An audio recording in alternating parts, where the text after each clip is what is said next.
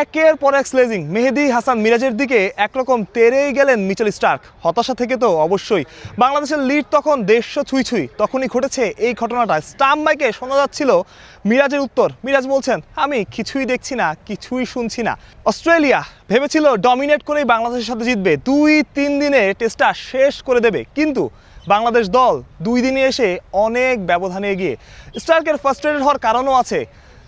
দ্বিতীয় দিনের শেষ সেশনে যখন অস্ট্রেলিয়া মোমেন্টাম ফিরে পেল, তখনই মেহেদী হাসান মিরাজ প্রতিরোধ গড়তে শুরু করলেন। তখনই মেহেদী হাসান মিরাজ হাসান মাহমুদকে নিয়ে দারুণ একটা পার্টনারশিপ গড়লেন, যে পার্টনারশিপ আবারও ব্যাকফুটে ঠেলে দিল অস্ট্রেলিয়াকে। সেটাই হয়তো মেনে নিতে পারেননি, সেটাই হয়তো হতাশ করেছে স্টারকে। শুধু আজকে না, কালকেও মমিনুলকে স্লেস করা হয়েছিল এবং মমিনুলও চুপচাপ ছিলেন। তবে আজকে মিরাজ বলেছেন তিনি আসলে কিছুই দেখছেন না এবং মিরাজ কিছু না দেখার মতো করেই দিনটা শেষ করেছেন। দিন শেষে বাংলাদেশের বড় একটা লিড, 150-এর বেশি, যেখানে এখনও 4টা উইকেট আছে বাংলাদেশের।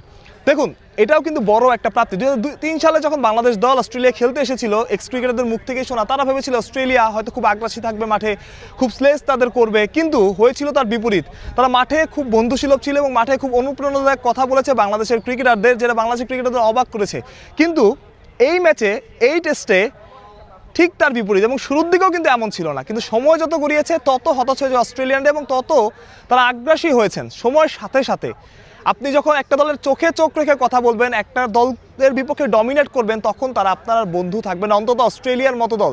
তারা হয়তো শুরুতে ভেবেছিল বাংলাদেশকে তারা সহজেই হারিয়ে দিতে পারবে, কিন্তু সেটা তারা পারেনি, যার ফলে তারা হতাশ হয়েছে। এবং এই হতাশা থেকেই বারবার স্লেজ করা, বারবার বাংলাদেশের ব্যাটারদের দিকে তেড়ে আসে। বাংলাদেশের ব্যাটাররাও কিন্তু সেটা খুব ভালোভাবেই মোকাবেলা করেছে। বাংলাদেশের ব্যাটাররা সেটা খুব শান্তভাবে সামলেছেন, যার ফলে গতকাল মমিনুল হক দিন শেষ করেছিলেন এবং আজকে মেহেদী হাসান মিরাজ হাসান মাহমুদকে নিয়ে দিনটা শেষ করেছেন।